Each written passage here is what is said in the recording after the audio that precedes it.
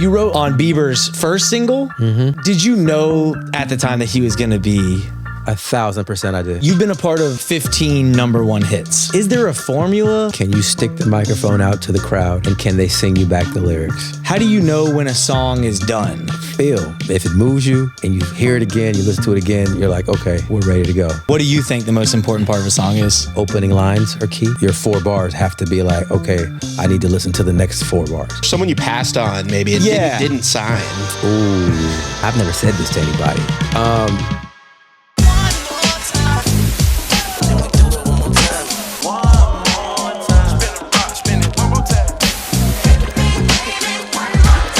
Tab Nkhereanye is not guessing when he talks about hits. This songwriter turned A&R is behind over 15 #1s and helped launch icons like Frank Ocean and Alessia Cara. He even wrote the Biebs' first hit single. It's called One Time. Go check it out. After the episode, of course. Now, as a Grammy-winning A&R at BMG, widely considered the 4th major, he's signing legends like The Dream and Brian Michael Cox. In this episode, we unpack the strategies, the science, the magic, and the brutal truths that separate a good song from a career-defining one. If you want to understand the truth behind hit records, this is where you start. And now for the full conversation with Tab Nkhereanye. I can't believe your first 2 signings here in Atlanta have been The Dream and Brian Michael Cox. That's insane. Yeah. What is the conversation like with The Dream, right? Trying to sign The Dream as a songwriter.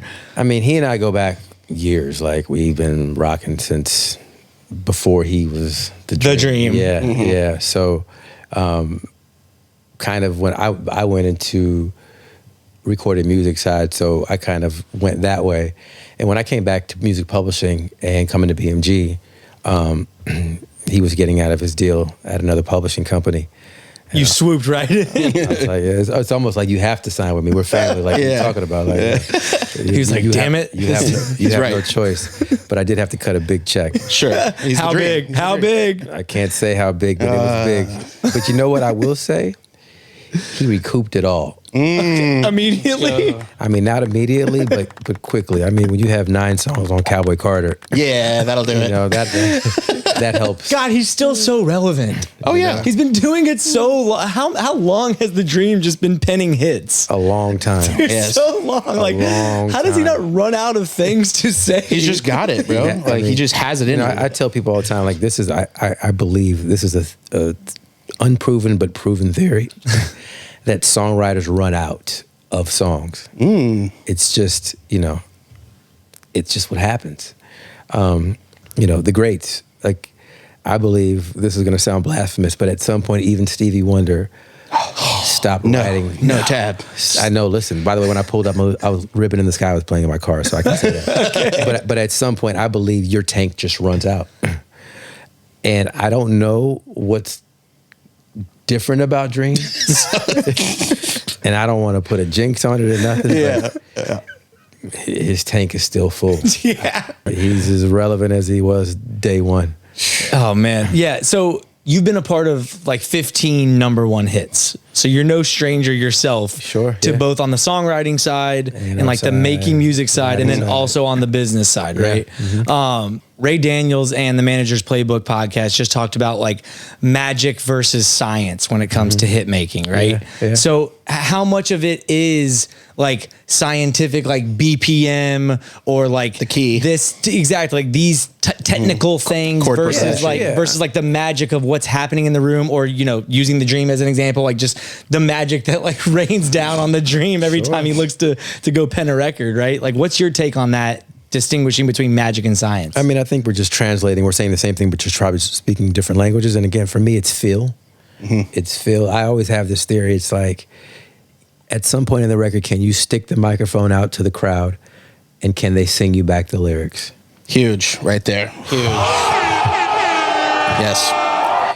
How often have we given that feedback? We do live music reviews and we'll say like, you had some great bars in there, but like there was no point where we could like kind of repeat it back and sing. I don't remember any of the words after one listen. That's a red flag, right? That's a huge red flag. Yeah. Damn. So what other technical things should people keep in mind when they're, if their goal is to make a hit, that's like huge feedback, right? Because if you make a demo, you play it back, and you don't get that vibe that you could hold the microphone out to the crowd, it's done. Like, it's not a hit, right? Yeah. What are some other like boxes that you think have to be checked to become a hit? I always believe in unique voice tone. I believe in tones. Yeah. Tones move me, right? You know, it's like, there's a lot of tones out there that are very vanilla. Amen. It's true. And tones aren't always about how great of a singer you are. Tones are just about, like, you know, T-Boz. Tones are about, you know, vibe and energy. Sade's voice is vibe and energy. Janet Jackson had a vibe and energy. She's not Whitney Houston, but she had a vibe and energy. She had tone. When she sings Funny How Time Flies, or, you know, whatever, it makes you feel, right? So I believe about, can you pull a feeling in your tone? Whether, you know, so it's like Drake has a tone, you know what I'm saying? And it's a tone. So I believe that is part of it. Again, I just believe that, you know, there has to be points in the record that are call and response, in a sense, you know, things of that nature. Yeah. Oh, the call and response one's It's a big one. too. Yeah, that's a big one. And the tone thing's good too, because I think a lot of, you know, artists try and strive for this like perfect voice or something, or like in perfect tune or perfect key, all these like different, you know, things, right, that are technical, but it's more, to your point, about the feeling. Even if there's like slight imperfections, that almost is better in my mind. 100%. Yeah. Absolutely. I mean, there's been many times of, you know, you can talk to Babyface, you know, an artist will have a bad, you know, take on a track and he'll keep it in there just because it's a unique feel, right? So I think a lot of times, you know, we're not always striving for perfection. Sometimes it's just feeling, right? Which is what you get in a Mary J. Blige record. You get feeling, you get raw emotion. When I'm tracking artists, something I tell them all the time is, I can, with just a couple clicks, if you were a little early, a little late, boom, I'm nudging. If your note is a little flat, like, I'd nudge that. What I can't do is add feeling into your take. They don't have that equipment yet. It's not been made. Maybe AI is coming for that next. Right. But that plugin's not here yet. It's not here yet. So, you know, an artist might say, no, I don't like that one. Like, I messed that note up. I'm like, no, but I felt it. Right. And I can fix that. I can nudge that note a little bit. It's fine. That's real. So we had a clip from our T-Ron Thomas on, you know, on the podcast go viral, and it was basically him talking about how melody is the most important part of a song. What do you think the most important part of a song is? A few things. Obviously, melody is it, right? It's, you know, Quincy Jones said it's melody, right? It's melody. If Quincy says it, it's melody. It's that's law. I think now you have a few seconds to grab people. So I think opening lines are key. Little shift in the modern day. You gotta come out with a you know, your 4 bars have to be like, okay, I need to listen to the next 4 bars. So should long intros be dead? Not necessarily be dead, but the moment you say something, it has to be unique. Yeah. You know what I mean? So you gotta catch them right away. You think starting with a chorus versus starting with a verse is important or not really? Man, I try it. Yeah. If that's the best part of the record, try it. You know what I mean? Front load it though. Grab them. Yes. Fucking grab them. Like whatever you got to do to do it. You can't cuss on here actually. Sorry. Shout out to the FCC. Will bleep me. No. The amount of people that ask if they can curse, and we're like, fuck yeah, you can. I'm like, thank God, at least you just went for it. Yeah, I know. I hate those people that ask. You guys, this environment feels like I can cuss. I don't Absolutely. know. I don't know what that means, but we agree. Sure. I feel like we're just chilling. Yes. How much of a hit is strategy versus luck? Man, none of it is strategy. A lot of it is luck, timing, and moment. You know, when I can many times in my career, but one just popped in my brain. It's like when we were doing Alessia Cara and we did the song Here. I knew we had a great song. Sebastian Cole wrote a great record, but I was like, okay, now to my earlier point, we got to elevate it. So we got to go find production. So I called Oak and Pop, and you know, they're great. And I was like, okay. So I introduced them and they started working together. And I'll never forget the moment I was sitting in the studio at Glenwood and we were looking for ideas to just elevate the record. And I swear to God, it might have been like 11:45 at night, midnight, whatever, eating some pizza, whatever. And I was leaning on the couch this way and out of the corner of the room over there, shout out Pop on Zell, he dropped the needle on the Isaac Hayes sample. And at that moment in time, we knew the record here was complete. I knew. I was like, okay, that's it, right? So that's magic. Yeah. That's just magic. Yeah. I just feel like those, you can't plan for that. No. Not at all. So it's like, but we don't want to discourage anyone from planning either. Yeah, like how do you balance that, right? Because it's almost like you can't just wait for creativity to strike from what I've heard, right? You do, it is this muscle somewhat, right? Where you have to kind of put in the reps. Like how should they view that like balance? Listen, I think you put yourself in the room with dope people. That's how you curate. You got to curate the room with talented people. I mean, again, as an A&R, you know, I signed Alessia. She had tone. Her voice was dope. I was like, okay, cool. Did that. Sebastian Cole, an amazing songwriter, AKA Pinkbeard now. Oh, wow. Amazing songwriter. Great storyteller. I said, okay, cool. Oak and Pop. Oak is an incredible vocal producer as well, but he knows how to, he can EQ the shit out of a vocal. He gives you that thing. He cares. And I'm like, okay, cool. Let's bring him in. Pop on Zell, who, when they were working at the time together, sonic, gritty. He brings grit. He brings Philly. He brings grime to the record. And he brought that. So again, in the room were dope people. And dope people make dope things happen. But you can't plan that. But you can, the best thing you can do is just make sure the room is full of amazing, talented people. You can maximize your opportunities to get lucky. Yeah. That's it. Something I think you said that really struck a chord with me is that like the demo was done, right? And then you went to go find the production. And I feel like a lot of emerging artists, they look at it like there's producer that makes beat, there's artist that records vocals, there goes song. Yeah, no. Because when I signed her, funny story, it's a real funny story, but I signed her, somebody came to me to do a meeting and they were playing me a rapper and she was singing the hook. And I was like, okay, your man, he's cool, but who's the girl singing the hook? Tone. Who's the girl on the hook? He was like, oh, this is some girl that my daughter's found on YouTube, whatever. And I said, well, I want to sign her.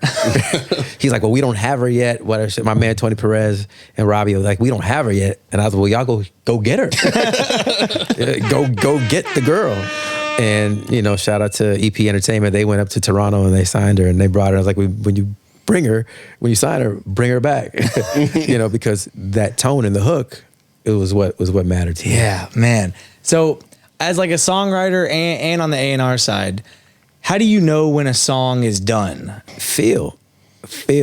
When you walk out the studio and you listen to the record in the car and you're driving, if it moves you and you hear it again, you listen to it again, you're like, okay, we're ready to go.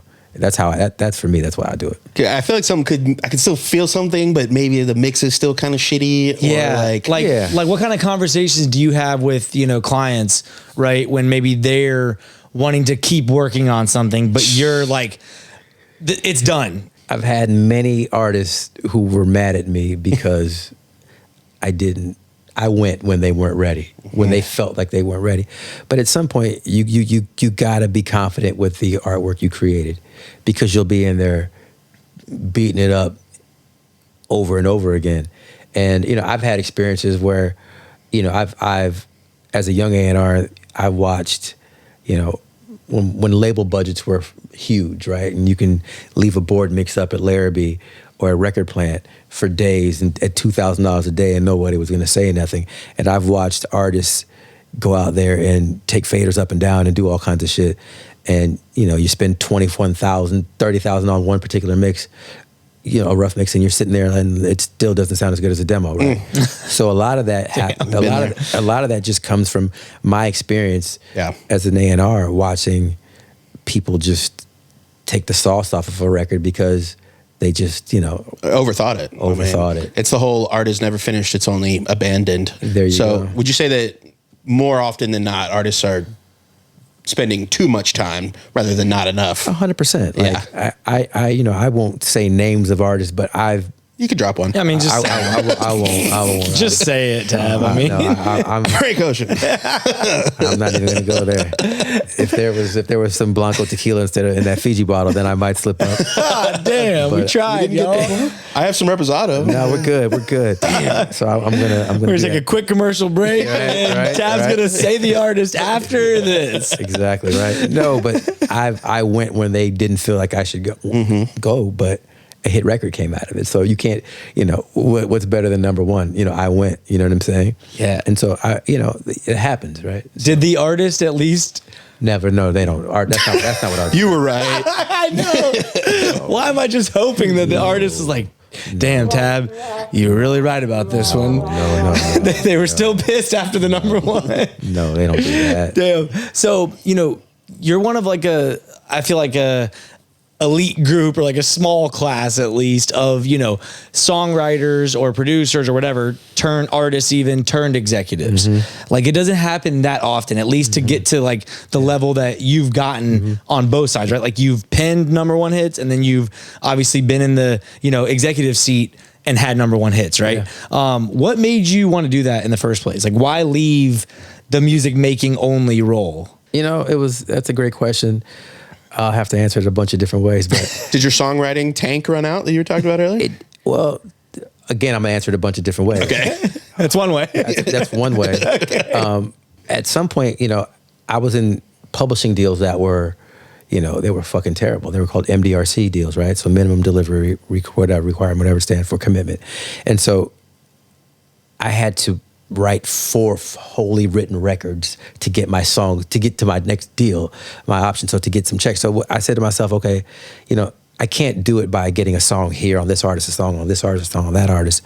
So I said, I'm going to go find my own artist, and I'm going to dump all my songs on one artist so that I can get through my commitment. Oh, he found the loophole, if you will. At that point, I was like, all right, I'm going to do that. And then I ended up A&Ring, you know what I'm saying? So I found a girl named Blue Cantrell, for example. I remember Blue Cantrell. Yeah. So what was the big record? Hit 'Em Up Style. Yes. Oh my God, bro. Hey ladies, when the man wanna get buck wild. Yeah. So I was like, okay, so I found her, and I was like, okay, dope. Got her a deal. She signed to Arista. I was like, I'm going to write all my songs and put all my songs on Blue Cantrell so I can get through my pub deal. Yeah, he's like, fuck a MDRC or whatever. Fucking MDRC. And so, at that point, then I was like, oh shit, I'm A&Ring records. I'm making records. And then another way. So it like proved to you that you could do it. 100%. Okay. So many A&Rs we talked to have been like, I just realized I was already doing it.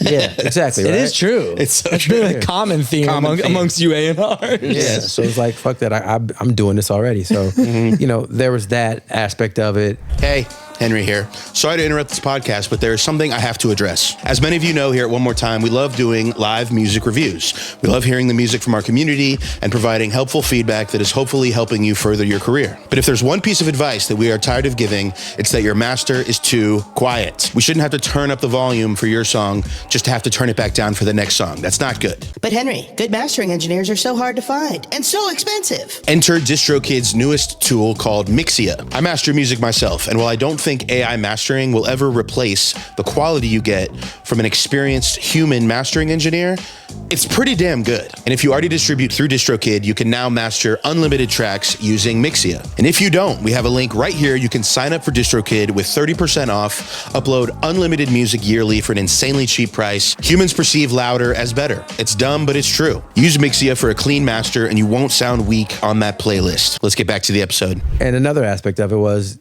I met this kid named Lonnie Bro, aka Frank Ocean, and I'm a big sports fan, so I use a lot of sports analogies. At some point, you realize, I can't jump as high as that kid. I'm not as fast as that kid. So in my case, I believe creative father time caught me. And when you're on the court with somebody and you're like, okay, you know what? He just crossed me up. He's quicker, faster, better than I could ever be. And I was like, okay, you know what? It's time to hang it up. Yeah. See, but I love that. And I was just like, when I listened to his music, I thought I was a pretty good songwriter. When I listened to his music, I was like, when I first found him, I was just like, oh, I'm not as good as that guy. And I don't think I'll ever be as good as that guy. And every time, I'll never forget, you know, he would send me records. He'd just send me demo after demo after demo. And every demo was better than the last demo that I thought was the best demo that I've ever heard. Wow. And so I was just like, wait, that's better than the one you sent me last week. And this is better than it. So it just kept getting better. And I was like, yo, you know what? Like, fuck that. Like, I'm done. Damn. See, like, part of me hates that because it sounds, again, I don't think this is exactly what you were doing, but it's like, it sounds like you were, you know, like if you can't be the best, then like, why do it at all? That's like part of what I hear. But then the other part of what I hear that's almost more beautiful is that you didn't let your fucking ego get in the way of you being successful in music. No. And a lot of our community might be better served. Again, this is not you know, throwing shade at anyone. It's just that, like, maybe realize like some of your other talents that you do have as well, even if it's something that you really love to do that you're doing now. Like, open your eyes, I guess, or like, you know what I mean? Be open and like just try different things. Cause I mean, dude, you were like hard, fast set on being a recording engineer at first. And then it was like, oh, I actually like this production thing. And then now you're doing the podcast and you like really find a lot of like enjoyment doing this. You know what I mean? Like, you could have hung this up and been like, fuck this. I'm not even that good of a podcast. So let's do it. I haven't done that yet. I know. Yeah. But I think it, you know, just shout out to you because I think it takes a lot of like self-awareness. And this game to me, man, just as I talk to, I mean, you know, 100+ people, right? Yeah.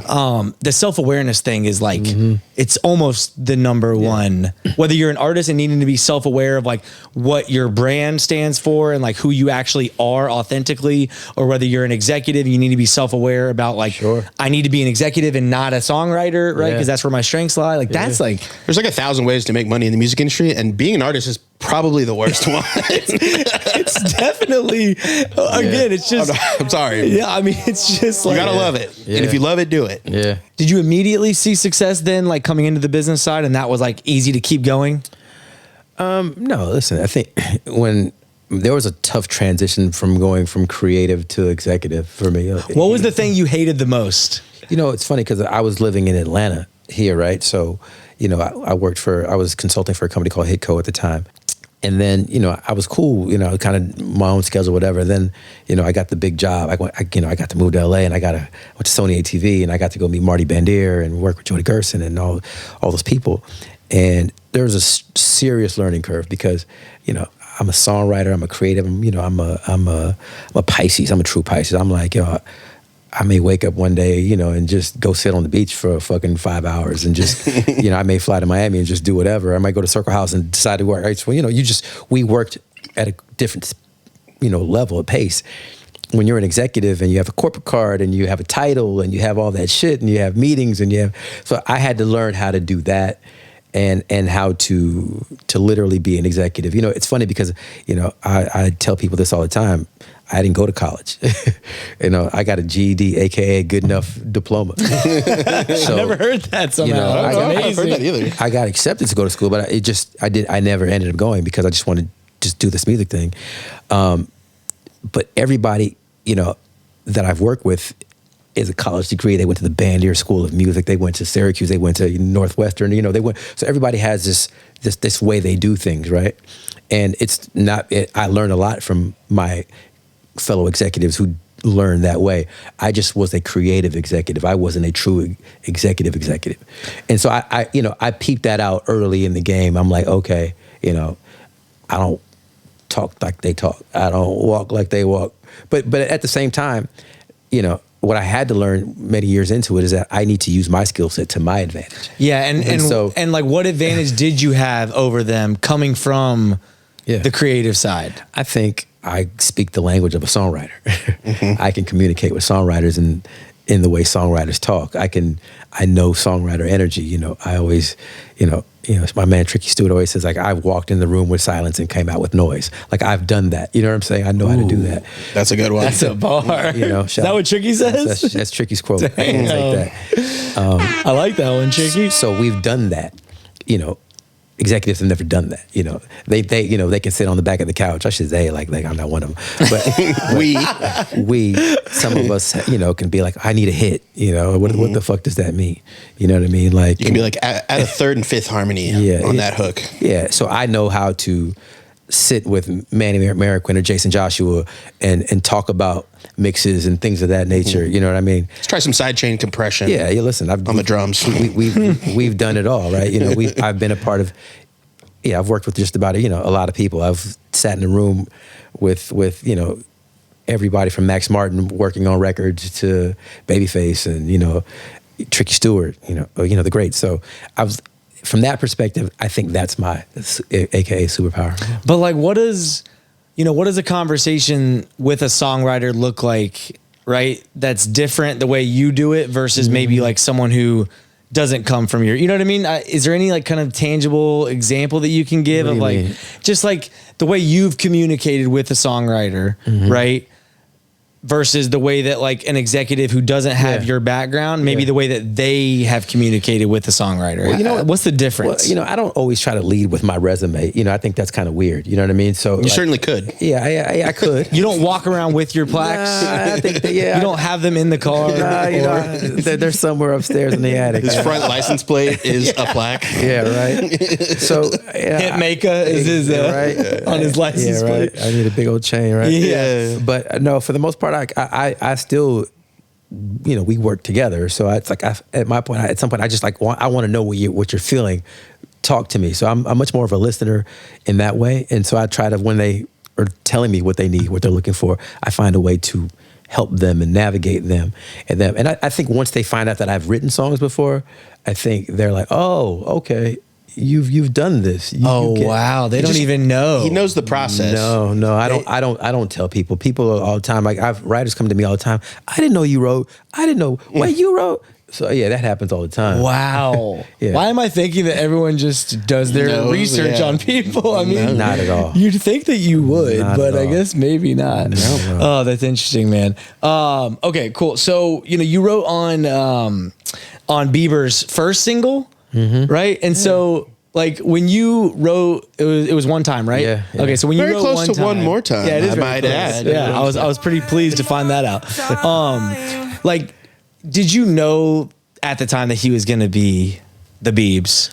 1,000%. Really? Man, everyone. Really? 1,000% I did. So like, what can you say about, right? Like what did you see in him at the time that made you be like overly confident that this kid is going to be one of the biggest artists ever?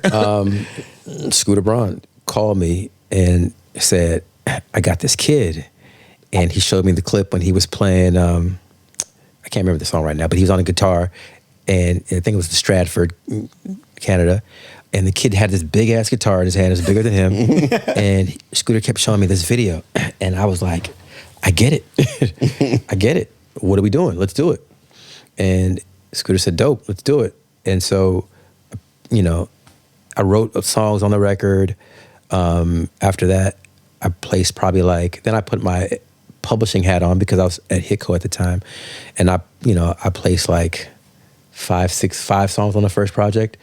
One being one from Frank Ocean, because I had to recoup that deal. When I signed him, I was like, okay, I got to get some money back, so I'm going to put you some songs on this project. So Frank wrote something for Justin back then? Yeah, he wrote a song, I think it was called Bigger. Yeah, I put a song called Bigger. See, that is always what excites me, man, to find out little that, stuff like that. Just some of your like favorite artists have penned records for other favorite artists of yours. Yeah. I brought I said, I called Scooter because I was getting records for him. I said, yo, I got a song. And it was one of the ones that Frank wrote. And I was like, okay, I'm going to place this in. Scooter heard it. He's like, yo, let's do it. So I was literally just grabbing songs.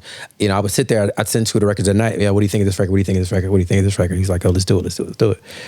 Yeah. How old was he at the time, Justin Bieber? Teenager, man. 13, 14. Yeah. Was there anything like weird or different about like writing for a teen versus? Nah. Okay, I didn't know if that like, well, I mean, you're not like fucking bitches getting money. Right, exactly. Yeah, Okay. you know, I mean, it's PG-13-ish. No, for sure. But still some of the same, like just love 100%. themes or like whatever. Absolutely, Wow. absolutely. That's what Okay. you're doing. You just and hopefully it's wrapped around a good hook and stuff like that. Yeah. Yeah, damn.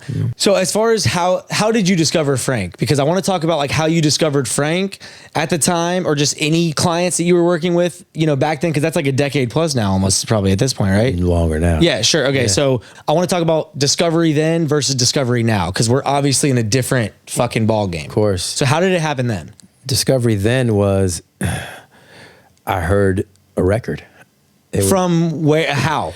I had just signed when I was at Bug Windswept. I had signed producers KP and Malay, Kawan Prather, genius. Oh, phenomenal. yeah, we had him on the pod. Yeah. He's the best. great. Yeah, He's literally love Quan. I just believe KP is the great. is untapped value. He could run a label. He could run a marketing department. He could run A&R.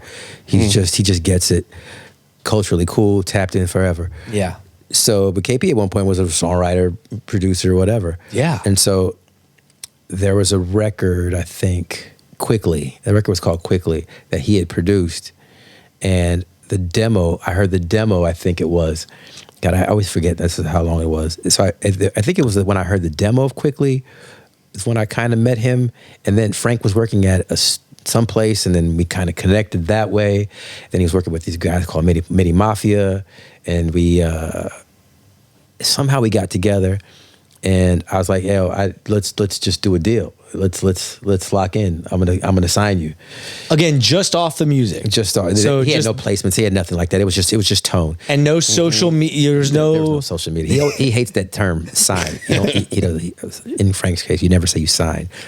I partnered with Frank. Yeah, okay. Okay, sorry, Frank. No, it's real shit, Frank, you we'd know. love to have you on the podcast. We won't sign you to the Tab- podcast. Let me just say this for the record: Tab never signed Frank. I partnered with Frank. Got it. You don't sign Frank Ocean. All right, so we shouldn't title the episode. No. You don't Signing Frank Ocean. No, you don't sign Frank. I partnered with Lonnie Bro, aka Frank Ocean. Okay, wow. And so it was ear discovery. It was discovery back then, right? So It was literally you heard songs. I just heard, and I'm like, okay, this is phenomenal. Yeah. And I was like, okay, whatever you're doing, I'm in. Let's go. And then now. Well, yeah, I mean, it's such a different landscape right now, right? So it's like, Yeah, give us a peek behind the curtain, man. Like what happens? I'm on my phone looking, I'm sending stuff to my staff. I'm like, yo, go find who this is. Go find who this is. Where are you finding it? Like, you know what I mean? It's just social media? It's social media. It's whatever. Yeah, social media, 90% of the time, 80% of the time, I'm hearing it. Or there's people say, send me stuff, right? People will send me stuff. And I'm listening to it that way. And so, I'm always, I'll send something to one of my staff. I'm like, and I'll hit them up in the middle, and I'll hit them up on a Sunday. Like, yo, I don't give a shit what you're doing. Like, yo, what is? Listen to this. Go find who this person is. Or sometimes I'll go find it myself. Like whatever. Yeah. So it's Can anyone send you anything, or do you kind of need to know you? I'd prefer that it's filtered. Maybe just like the people watching this episode could get an email address? Absolutely not. Okay, that's fair. Dude, hey, I'm trying to look one more out. time. If y'all don't fuck with Henry for that. Yeah, shout out to I tried, Henry. y'all. Yeah, he I tried. gave it his all. Shout out to Henry. But no, listen. But again, I'm not above discovery. Like, yo, I'll tell my staff. I told them recently, like, yo, I'll fly to Moscow for something that I hear that's dope. I'll get up and whatever. Like, this is what I do, right? Yeah. Yep. So, how we discover is usually that way. It's a different time, but again, that's the beauty of it, though. Now you can put music out, you can hear music, you can find it many different ways, right? So it's like, in a certain sense, it's easier, possibly, because by the way, everybody's looking at the same shit, right? You can go to, if you go to Mike Karen's office, and you walk in there, it's just a ton of people scouring and listening and looking, right? And that's happening globally, right? You know what I'm saying? If you go to APG, it's like it's there. It's everybody's got research. Everybody's looking at the same research, the same data. Everybody's looking, right? And so at some point, you just got to figure out taste and tone. Like, what do you like versus what this other person likes? And maybe you catch it earlier than somebody else was catching it. But for the most part, everything's pretty much sonically flat. The world is flat now. So when do you think an artist is ready for a deal? Great question. When is an artist ready for a deal? When they want to, if they feel like they need help. If they feel like, you know what, I've taken it as far as I can, and I want to take it further, they'll, you know, and their attorney will call you and say, hey, I want to go take it to the next level. So what does a publisher like say to you know, a songwriter, right? That comes into a, you know, meeting and is like, hey, I think I've taken this, you know, to the, you know, point that I can, like, what, you know what I mean? Like, what's the selling point, right? From your perspective? Sometimes it's like, I can't give you a percentage, but it could be 60-40. Like, we'll call you, right? You know what I'm saying? And say, yo, like, are you interested in doing a pub deal? You know, have you done a pub deal? Are you getting out of a pub deal? So a lot of times we'll find you again. But there's some early cases where, you know, I'll call. I'm sure I have some examples in my brain where I've called and said, hey, you know, let's do a deal. Before, you know, you're looking to do a deal. I signed a kid named, a rapper who I love. His name is Simba. He's out of the Bay. I love Simba. Simba's amazing, right? He's literally one of the best rappers ever. He really is. He's so good. And he's from the Bay. He's from the home turf. So for me, it was like, you know, he wasn't looking for a deal. I heard it, and I was like, do you want a deal? You know what I'm saying? And so, yeah, he's like, yeah, let's do a deal. So, you know, there could be different ways in how. Yeah. I'm curious too, like, because we've interviewed some of the biggest independent artists in the world, and they all kind of say the same thing as far as they can do, you know, they can do this without a label. They can hire a team, especially like, you know, nowadays when things are more accessible. So what is like the main appeal? Is there a type of artist that maybe needs a label versus another type of artist, or like, why should people be looking to a label? I mean, listen, I'll put on my, you know, I'll sound like the old guy right now. But yeah, there's artists that do need labels, because if your aesthetic is expensive, you're going to need a label at some point, right? If you're a group and you have to move 4 people around or 3 people around, that's expensive, right? If you need glam, like if you need certain things, like, you know, there's certain things you need. Your marketing, your music requires, you know, a bigger audience. You know, you need to touch more people. A lot of that can be done on the internet now. I don't want Russ calling me and saying, that guy's full of shit. He already just texted you, check your phone. I don't know Russ, but I love what Russ does, right? So Russ could listen to me and be like, oh, that guy's full of shit, but because he's proven it to be one other way. But I think at some point, you know, if you're a stage kid who's been doing some shit in iCarly or some Nickelodeon shit, and you want to, you know, take it to the next level and be Ariana Grande, I think that's hard to do independently. Yeah, that's a good example. Yeah, I mean, you know, Russ is one of the maybe few, along with maybe like a Brent Faiyaz, right? Who is kind of like trying to prove that wrong, right? By being a global, he's proved it. Exactly. Yeah. I mean, I think in a recent interview, he said he's touched 100 M's, right? I mean, which he also has a very like rare mindset that I think most artists don't have, which is okay, but you just might need someone else that. But you know what he said recently, which I thought was so dope, was that he realized at some point his music was sucking. It was terrible. He was honest with himself. Did you hear? You saw Manager's Playbook interview. I think it was great, right? And then he figured out how to tweak it and what to do, and some self-realization creatively was so dope for him. I think that was his aha moment, and he switched it up. And you know, I think a lot of artists don't have that inner filter to be like, yo, this shit I'm doing is not working, I need to pivot. And he did that, and I think that's part of why that's a unique skill set that he has, which is why he is where he is. Yeah, something that I've learned is, you know, even when we do these live streams where we, you know, give feedback on our community's music, I feel like if we don't love the song, some of our artists get very defensive. Yeah. They really put the guard up. Yeah. And in my mind, it's like, hey, we're just 2 guys. Like, fuck our opinion. Potentially fuck our opinion, right? But at the same time, like, you know, having that kind of like just reflective, you know what I mean? Like just being able to reflect on like what is being said to then maybe try and tweak. But then I think that goes back to what we were talking about as far as like songs are people's babies, and like you call their baby anything but the most beautiful baby you've ever seen in the world, then like they don't want to hear it, right? Yeah. So I do think that's holding a lot of our artist friends back. Yeah, exactly. I think so too. Yeah. Same thing on the songwriter side and like producer side, or well, I want to make one more point about that too. I think the one thing that's holding artists back too is they're not coachable. And I think this generation of artists isn't coachable. You think it's worse now? It's way worse. Why do you think so? Because you get instant feedback right here on your phone and people telling you they love you.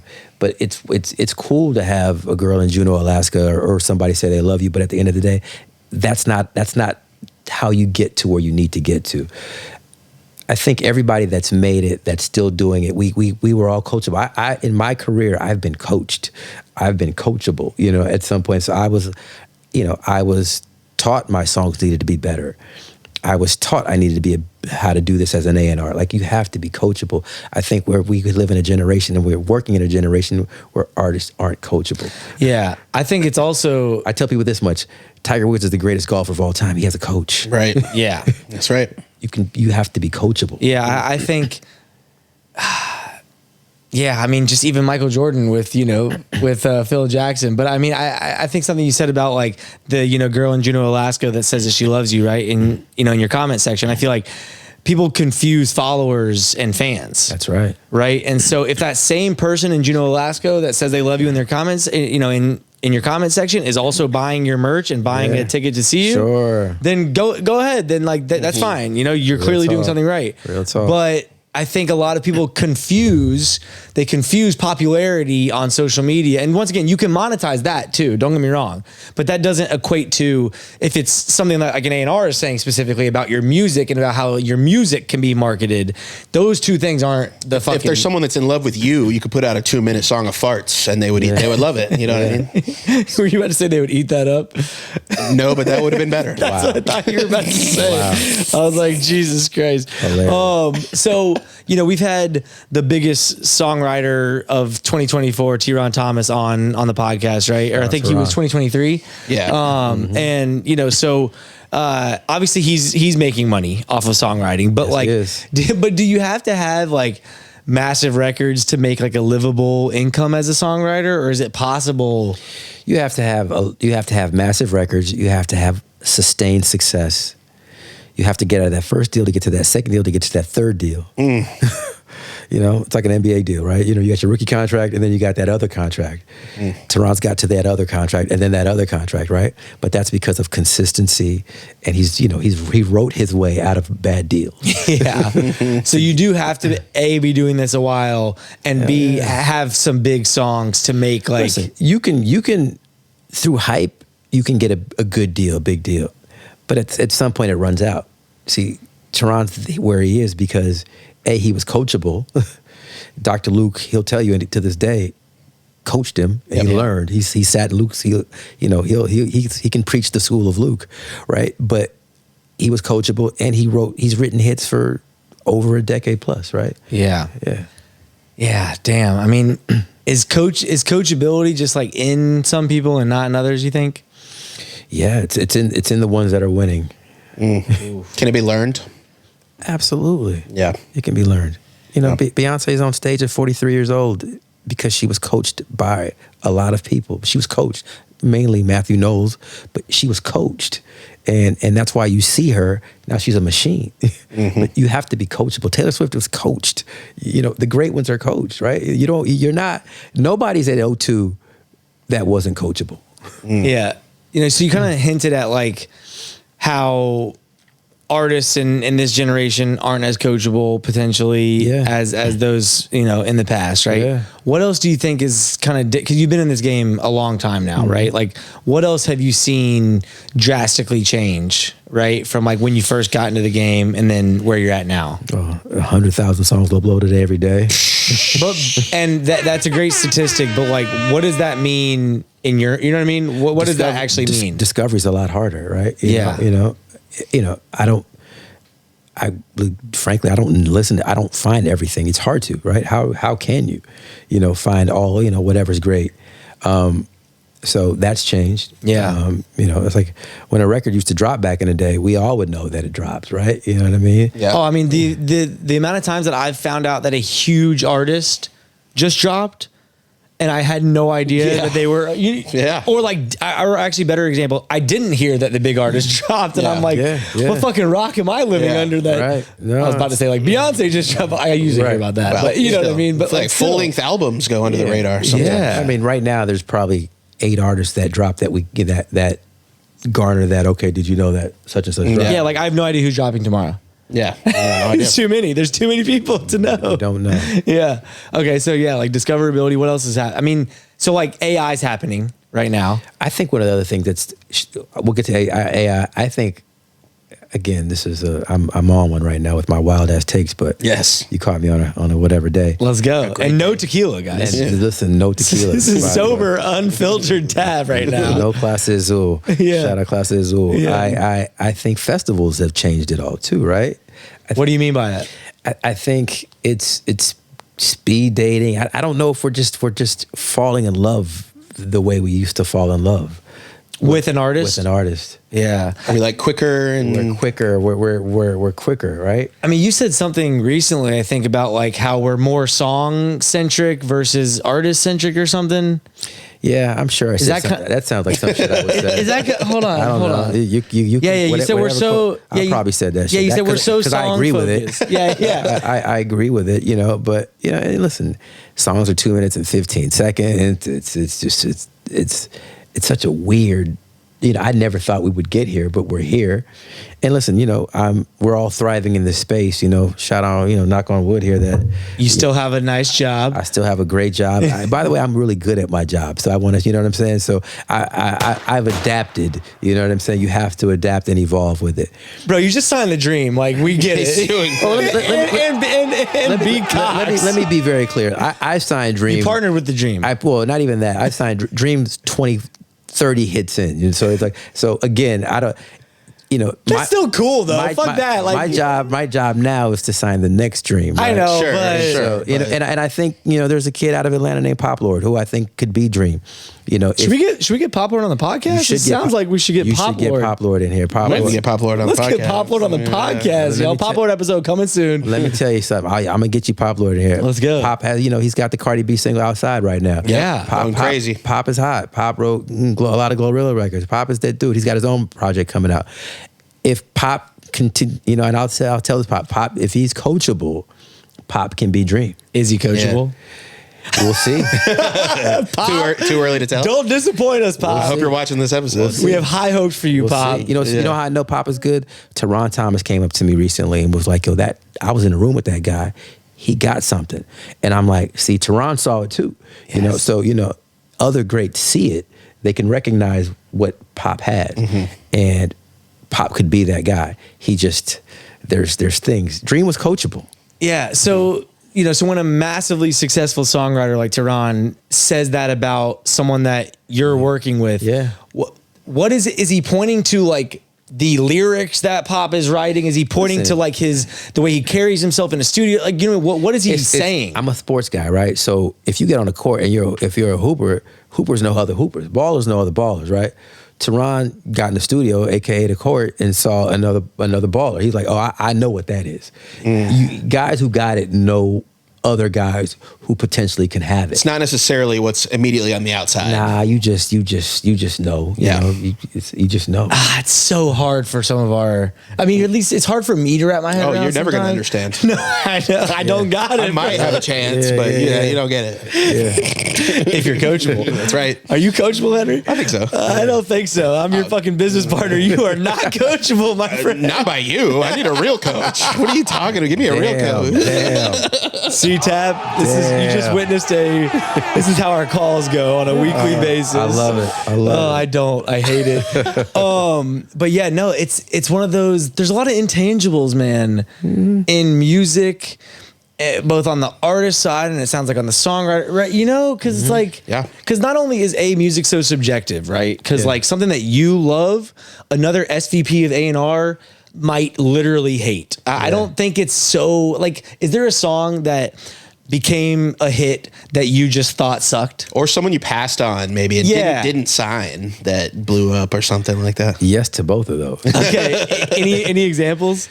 Your first one said there a song that I thought sucked. Yeah, that became a massive hit. Ooh. Come on, Tab. I'm gonna go old school just because I just thought about it because his manager is one of my best friends, my brother. So you can say it. I can say this. Okay. And B, I was just I was in Paris maybe 2 weeks ago, and he was on tour. Okay. 25 years into the game. Yeah. I did not think Nelly wrote great records initially, and I know that sounds like crazy. Did you hear Country Grammar? When I heard it was Country Grammar. No, Tab, your taste sucks. Well, I'm just kidding. Settle down. I'm just kidding, man. Listen, I heard Country Grammar, and I was like, I don't hear it. Wow. How dare you? I know. One of the Listen, by it the like way- defines my childhood. Ben, man. I like Country Grammar. Ben loves Country I Grammar. love Country By the Grammar. way, though, and he's shout out to Nelly. He's celebrating his 25 years. Wow. Right. In the game, doing his tour. It's selling out crazy. I just saw a show in Paris. Wow. And he's had an amazing career. So yes, I did not hear Nelly. But now let me go back. You know who I did hear and I caught early, and everybody knows this. Everybody at the studio knows this. There's a show called $2 Bill used to come on MTV. MTV would play, developing early shit. Okay. And I'm not going to say the people that said I was wrong. Oh, come on, say it, Tab. I'm not going to throw them under the bus. Damn. But they know. They know. Send this to them. The moment I heard Through the Wire, I said, that guy, Oh, yeah. that guy is it. And by the way, I had a bet, and they know I had a bet. I said, yo, this record will be a hit and will go #1. And they was like, you're crazy. There's no way.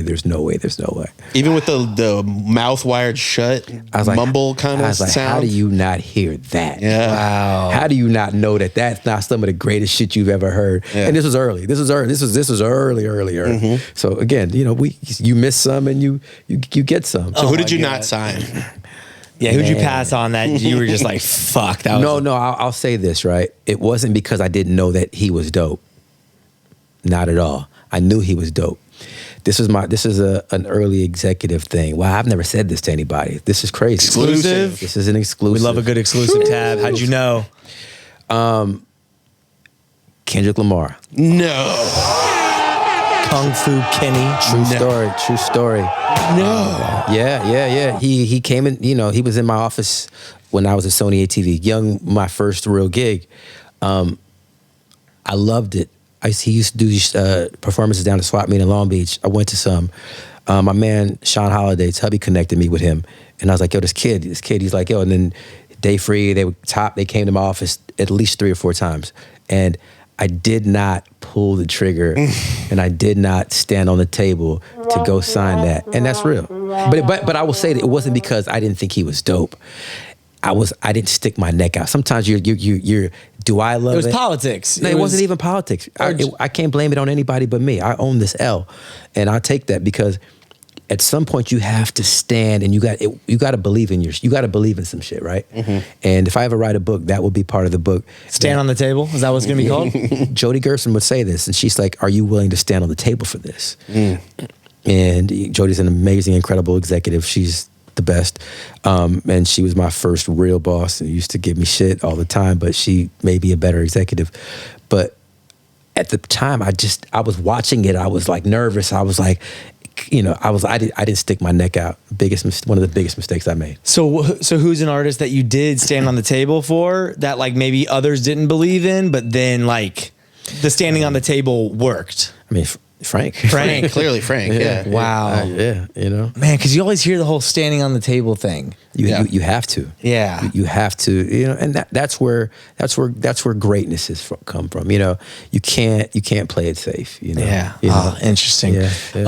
So we kind of hinted at this, but let's just unpack this whole AI shit, right? Because I think, it's going crazy right now. Yeah. So first question would be, do you think that AI will write a #1 hit in this decade? So in the 2020s? Unfortunately, yeah. Really? Yeah. A #1? Yeah.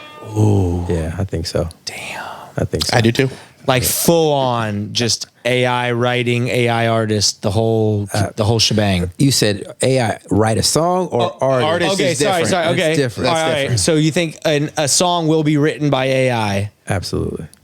but probably performed by a human artist in this decade, though, #1. Maybe that's my hope. Because I think the AI artistry shit is, It's your hope that that's the worst that it'll get? Yeah, is that it's a song written by AI? Yeah. I think a song written by AI it's inevitable, right? So how do you in the executive seat, and how does your company even maybe, or just the industry as a whole, right, in kind of like the big leagues, how are you viewing AI, right? Like how should artists be using it? I think to my company and to this music industry's credit, we're diving into it. We this is not going to be a Napster moment. We're not going to get blindsided by this. I think everybody's embracing it, right? You have to, and I think we've learned from the mistakes of the past. Like if you're not embracing it, you'll get left behind. So sure, yeah. But as someone who was obviously, and I mean, you still are on the creative side, even in your executive role, but like as someone who wrote music, like there's a lot of people out there that are like depressed at this being, you know what I mean? Like they're just, it makes them sad. Sure. So like, it makes me sad. Yeah. Okay. It does, but it is just one of those things where you just don't think it can be stopped. So we have to not be friction, there can't be friction against it because it's just. Yeah. Listen, evolve or get left, right? So it's going to happen. It's going to happen. It's just, it's going to happen. Yeah. Our buddy Ryan Schmidt makes a good point because he's the way that the streaming companies pay out is based on like a pie thing, right? Yeah. So, the 0.03 cents or whatever is based on how much music is out there. So the quicker the instantaneous AI music that's made and is uploaded and is listened to, it actually is taking away from real people writing real music. So that's a pretty sad way of looking at it too. So how do you think that's going to shake out, right? Because there's a lot of people advocating for like fully AI produced music not being included in algorithmic shit from Spotify, right? To again minimize the reach that it gets. Deezer has already done that. Yeah. So Deezer's already implemented it, and like DSPs are getting pressured to do that. To your point, should there be different payouts for AI? You know what I mean? Like where do you see this going? You think a streaming service is going to pay? They don't give a shit. Some artificial intelligence, right? Yeah, good luck with that. Yeah, they'll pay you in fucking sound bites or gigabytes or whatever. So you think the DSPs probably will be on board with that then? Because then they don't have to pay them as much, or maybe you will have an AI DSP, right? And that's interesting. Ooh, just straight AI. If I want to get my robot music, I'm gonna go over here. $2 a month. For real. Just cheaper and shittier. I think we're laughing, but we'll be sitting here. Oh my God. 10 years from now, and there will be AI radio stations, and there'll be AI streaming services. A lot of people thought the internet was a fad, and here we are. You know what I mean? I pay for 2 ChatGPT subscriptions. The tools part, I'm pretty fascinated with. Yeah. I found it very helpful. Yeah. But it is when it starts doing the creative jobs that I start scratching my head and wonder where the line is. We don't know. Evolve or get left, Henry. So I do want to make sure that we get this on record. So like, what is the whole like Tupac story of like your origin story? I need this just because I'm just like a Tupac fan, obviously, like all of us are. So when I heard that there was some way that Tupac like contributed to your, I'll say this. So this is what happened. So when I didn't go to college, my mom gave me the summer. She said, "You got to figure this out. You're going to go to school, or you're going to pursue your career." My uncle was a great jazz singer. Rest in peace, Al Jarreau. He came to do the national anthem in San Francisco at the game, and he said, "So what are you going to do with your life?" And I said, "I want to be in the record business." And he said to me, "Well, you can't do that here in San Francisco." And he said, "Come down to LA and figure it out." And so my mom said, "You can figure it out for the summer." And so I took the Amtrak down to Al's house, and I moved in. I moved in for the summer, what I thought would be the summer.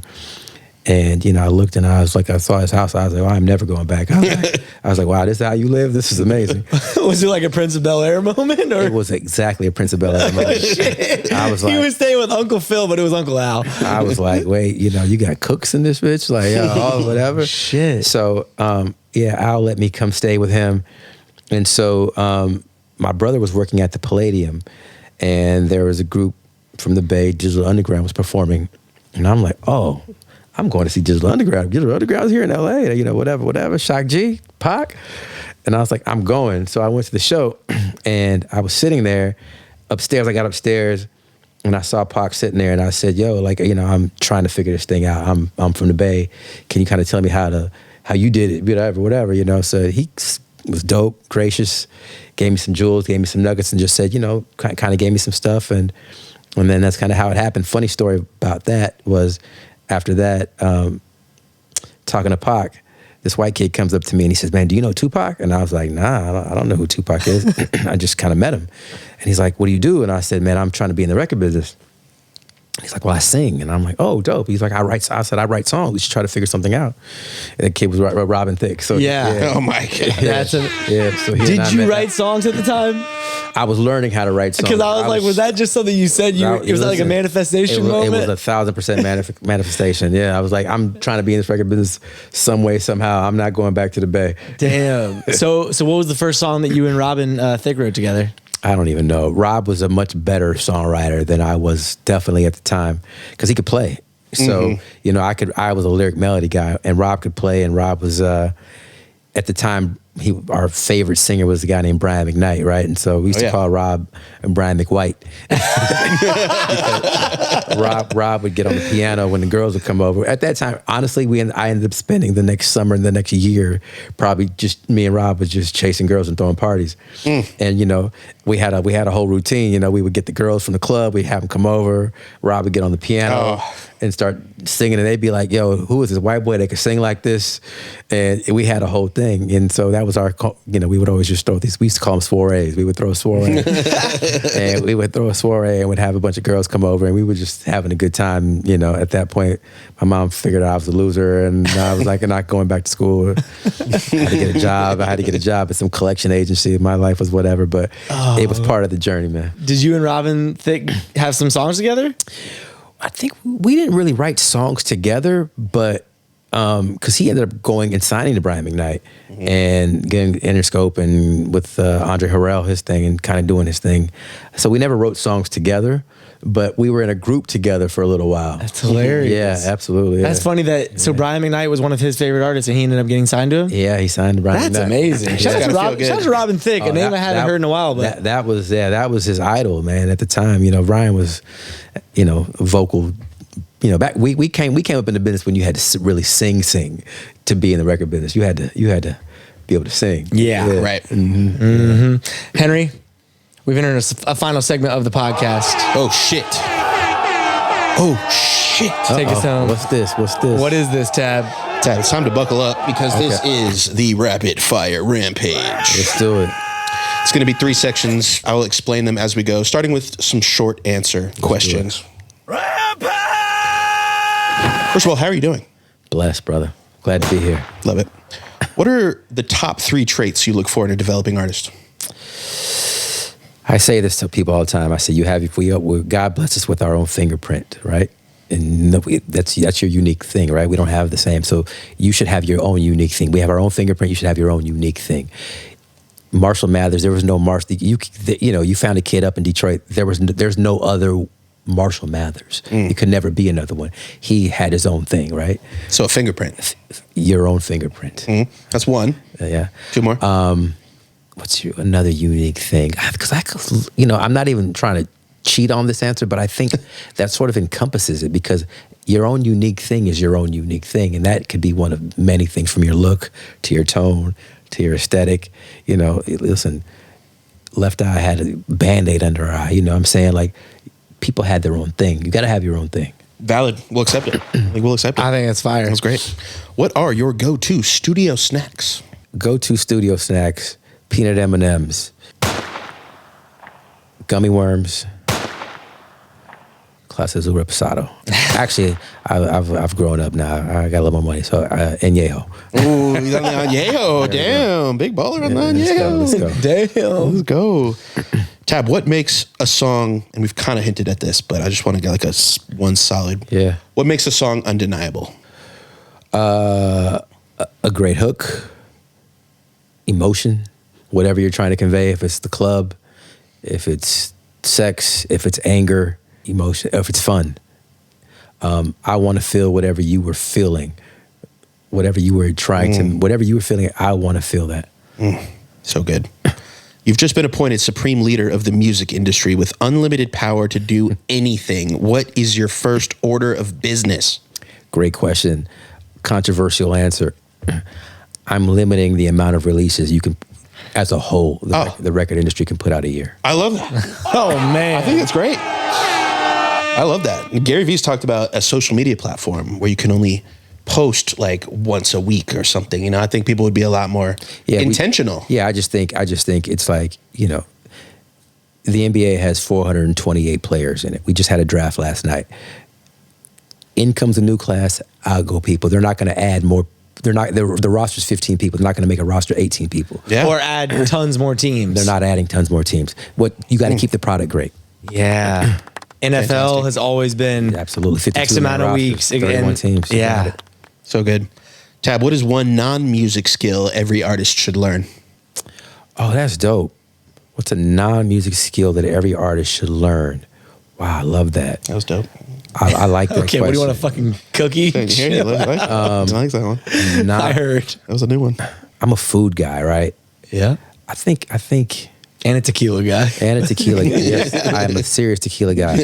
Listen, I think artists should be willing. This is about being coachable again. Okay, it's back to it. I went out with many artists at the time, and you take them to a sushi restaurant. I've never tried sushi. I don't want to try that. You should try everything. Ooh, even food. So being skill of being open. Being open. I love that. You heard it here first. Last one of the short answer. What is your favorite curse word? Ooh, what's my favorite word? Bitch. Man, Too Short would be a legendary interview. That would be a good one. Yeah. Shout out Short. That's a Bay Area legend, huh? He sure is. Do I ask him that question? I think I definitely have to ask him that question. Yeah. Obviously, we'd right? go so viral, bro. That's great. Part 2 is the this or that. I'm going to give you 2 choices. Dope. Just got to pick one. Starting with lyrics or flow? Lyrics. Drums or melody? Melody. Drums or flats? Drums. There's always that moment where they like, oh, we're talking about chicken wings. They thought you were dumb and repeated the same question, but really they didn't hear it right. TikTok campaign or YouTube docuseries? Oh, YouTube docuseries. Gut feeling or backed by data? Gut feeling. Grammy or Billboard #1? Billboard #1. Babysitting your kids, Frank Ocean or Alessia Cara? Alessia, she's sweet. Sorry, Frank. Burnout or boredom? Burnout. Small cap venue headlining tour or primetime festival slot? Easy. Small cap room. Headlining tour. LA or Atlanta? Don't do it. Dad. Damn. Don't do it, Tab. That's Atlanta. Okay. It's Okay, Atlanta. good. It's Atlanta. And I'm a West Coast dude, ATL, but the Bay's different. You didn't say the Bay. Atlanta. Okay, true. Yeah, I guess I saved us on that one. Yeah. Banger or ballad? Ooh. See, I'm going to tell you something? A ballad could be a banger. Oh, see what he did there? Flipped it. You thought you got his ass, bro. Does that mean ballad? Banger. Oh, he did it again. He flipped it again. God damn. He doesn't want no bullshit ballad, bro. He wants the banger that just happens to be a ballad. Last one of the this or that. Oh, man. Become a full-time artist or leave the music industry forever. Me? You. We're asking you, Tab. Oh, I'm out. I'm on the PGA World Tour. I'm a golfer. I'm on the Corn Ferry Tour. I'm golfing. We'll start at the Corn Ferry. I'm on the Corn Ferry Tour golfing. Yeah, we know your handicap, Tab. Exactly. Yeah. Crawl before we walk. You might want to start rapping, my friend. Exactly. Last section is the word association. I'm going to say one word. You just give me the first word that you think of right off the top of your head. Let's do it. There's no correct answers. You're only judged on speed. Okay, wow. Yeah. Mm-hmm. Starting with music. Love. Content. Hate. Hit. Special. Spaghetti. Good. Top line. Frank Ocean. Stevie Wonder. Ooh. Whoa. We'll allow the audible. Frank, he just did you dirty. Stevie. Streaming. Necessary. Cockroach. Hate. Independent. Discovery. Podcast. Too many. Oh, man. That's just rude. Sorry. It's like talking to an artist and then being like, artist, you're like, too many. We've had too many execs on this show. I think we need to get more artists. Yeah. You know, Boom, got me back. I love it. That's a good counterpunch. I usually say I will not stand for any A&R slander on this podcast, but this fuck episode A&Rs, bro. In this case, you can. Too many A&Rs. God damn. I love it. Just a few more here. Nebraska. Cornhuskers football. Brand. Nike. Purple. Prince. Ownership. Necessary. AI. Inevitable. Personal. Pleasure. It's going for personal legend there. Good Personal legend. I missed it. That was a plug for your Instagram, right? But that, which came from the book Alchemist. But yes. Oh, cool. I didn't know that. This has been the last executive for a while because we're sick of your type. Damn it. What an interview, man. What an interview, man. As Appreciate always, you guys, please like, comment, subscribe. Appreciate you too. We're here each and every week, or as much as we can This was bring you fun. the This most was valuable fun. interviews. I'm glad. This was fun. Until next time, Henry, what are we doing? Getting out of here. Get out of here. Appreciate it, Tab. Likewise. Thank Peace. you.